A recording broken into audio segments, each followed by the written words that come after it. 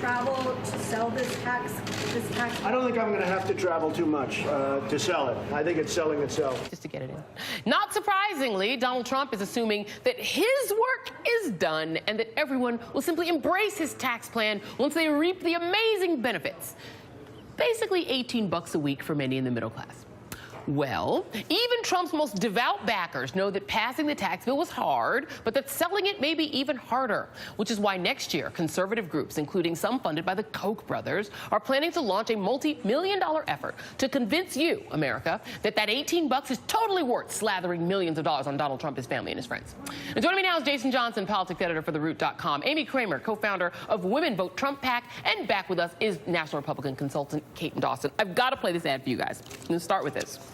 This is the first volley in, I guess, what the Republicans see as the wave of adoration that will follow Donald Trump for having signed this tax bill. Here it is, the Thank You Trump political ad via America First Policies. Take a look. Everyday Americans are standing up to thank President Trump for making America great again. Thank you for cutting my taxes. Thank you for fixing our economy. Thank you for keeping my family safe. Thank you for putting America first. Thank you for supporting Israel. As veterans, thank you for reminding us to stand for our national anthem. Thank you, President Trump. Thank you, President Trump, for letting us say Merry Christmas again. Katon Johnson, I'm going to go to you first because I know that you are fresh out of the Obama gulag where you were locked for many years for the crime of saying Merry Christmas. Right. Now that you are free and you're allowed to say those words again, yes. How much would you like to thank Donald Trump this morning? You know, I would like to thank him for bringing back Kwanzaa and Hanukkah. Oh, wait, he doesn't celebrate He didn't bring back Kwanzaa. Yeah, I was going to say, that's still illegal. Don't go back to prison, my friend.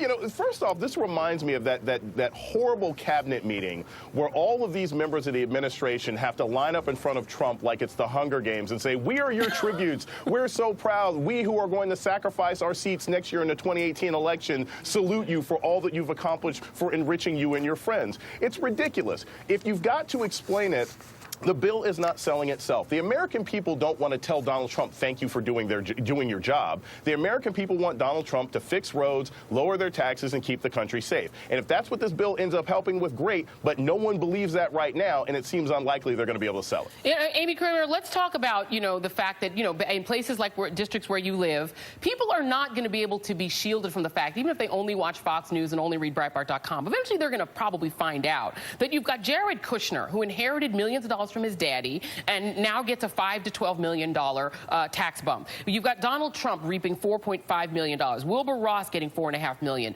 Linda McMahon of WWE gets millions. Betsy DeVos, Amway fortune, she gets millions. Mnuchin gets millions. Tillerson gets millions. When people see that millions in contrast to their $18, how do Republicans sell that to voters like you?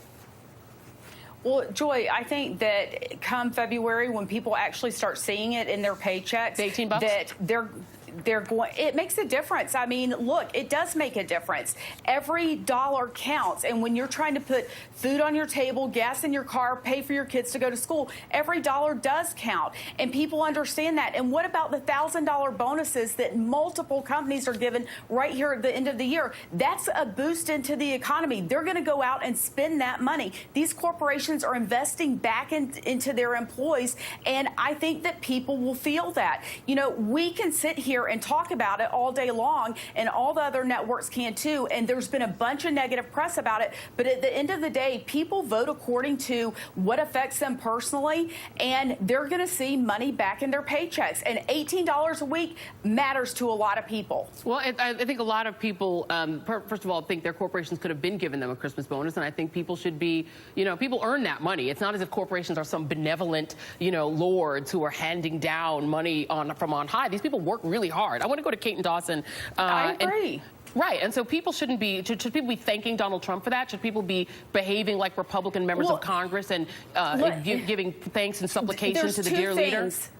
there's two things. Number one, all we ever see is negative everything. I don't care which side of the aisle you're on, it's always negative. So it's actually a good thing, and I think uplifting to see people being grateful and having a positive message right now.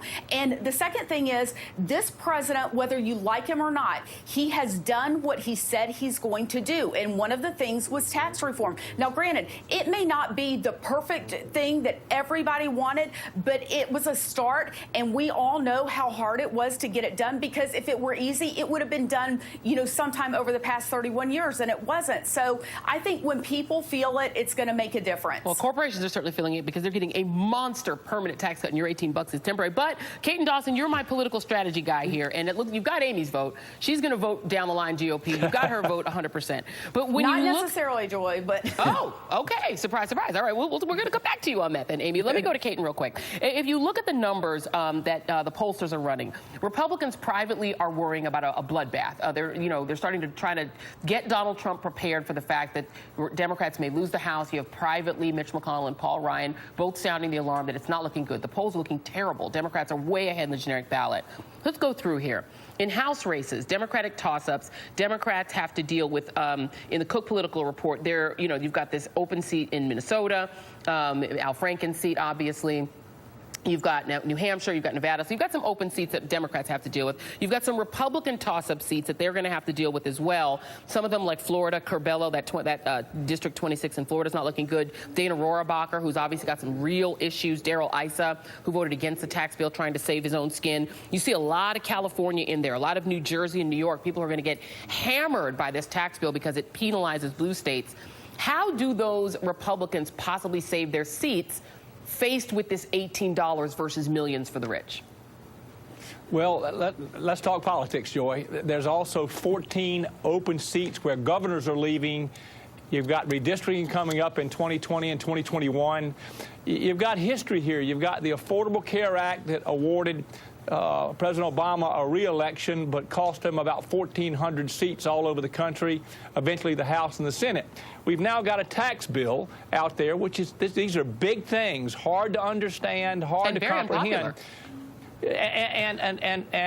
Well, I would say, I see the polls here, but I don't know if that'll last long enough. But my point is, two big issues. The Democratic Party has something right now, the ability to go run on. They have the passion, they have the energy. What they don't have is the numbers in the Senate. They've got 10 seats up where Trump won by 8 seats by 20 points. So my point of the whole diatribe here is the Democratic Party, by historic numbers, historic politics, should have a big chance to capture a lot of seats in the House and possibly a few in the Senate. With that being said, this is a different presidency, a different time. Economy's doing pretty good. We'll see what the tax package does, but there's a pretty good historic comparison here to look at the two big items of where a president wins, the House and the Senate, and out in the country loses. And that could happen. And I think Mitch McConnell is pretty wise to throw the radar up there and talk about our primaries and what we're doing to ourselves as a party in our primaries. Amy and the Tea Party bunch are going to talk about deficit spending. So you could see a little bit of the Republican Civil War up. But at the end of the day, I don't think it's going to be as bad because the numbers are for us in the Senate. And redistricting won't happen until 2021. So you maybe won't see some of the shifts you've seen in 2008, 10, 12. But the Republicans have some issues they're going to need to deal with, and thank goodness I'm in that business. Jason, you were giving some amens because if you put back up those Senate seats, Democrats need to flip. They really need to flip 2 now because they got Alabama, and Flake in Arizona, who's retiring, and then you've got the seat in Heller in Nevada, who was already having some polling issues. Do Democrats have the political sort of acumen to get those seats? Well, they do, Joy, in large part because of Republican mistakes. And look, I've worked for both sides on this. This part is very clear. The Republicans, by pushing through this tax bill the way that they did, have not given the public the opportunity to find out where they'll possibly benefit from it. Like, all those town halls may have hurt Obamacare, but it also gave people a chance to understand, okay, maybe it'll help me this way, maybe it won't help me this way. Nobody really knows because this got pushed through so quickly. So Democrats can attack this consistently. We've already seen over 20 Republicans have said, I'm not running next year. I'm not going to spend the next 18 months working hard to get knocked out because nobody likes the guy in 1600 Pennsylvania Avenue. So it looks to me right now, not only is there going to be a huge wave, if you look at most elections, midterm elections from 2006 to 2014, 128 incumbents lost their jobs. Americans make it very clear during midterm elections that they want to put a check on the presidency. That's what I see happening right now. I think the Republicans are probably going to lose the House. They most definitely will be at 50-50 or lose the Senate. Yeah, and Amy, I'll give you the last word on this. Does it help the Tea Party, and you came from the Tea Party, to be carting around the Koch brothers, who just are the sort of image of plutocracy in America? Is that helpful to you for those guys to be your front line to try to save the House and the Senate for the Republicans?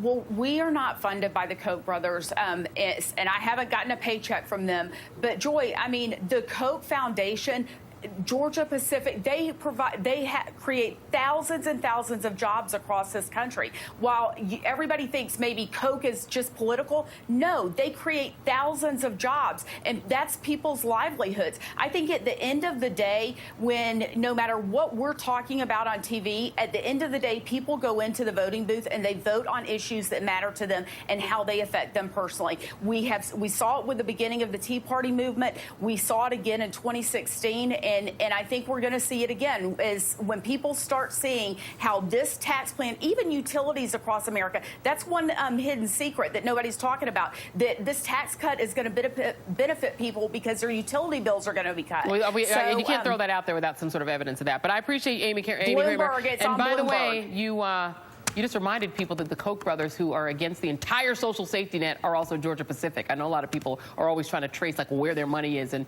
a lot of people don't like the Koch brothers, and now you just told. Jason Johnson, we'll be back in our next hour. Amy Kremer, thank you very much, and Katon Johnson, thank you very much. Merry Christmas, y'all. Merry Christmas to you too. Merry and coming Christmas up, and Happy Kwanzaa.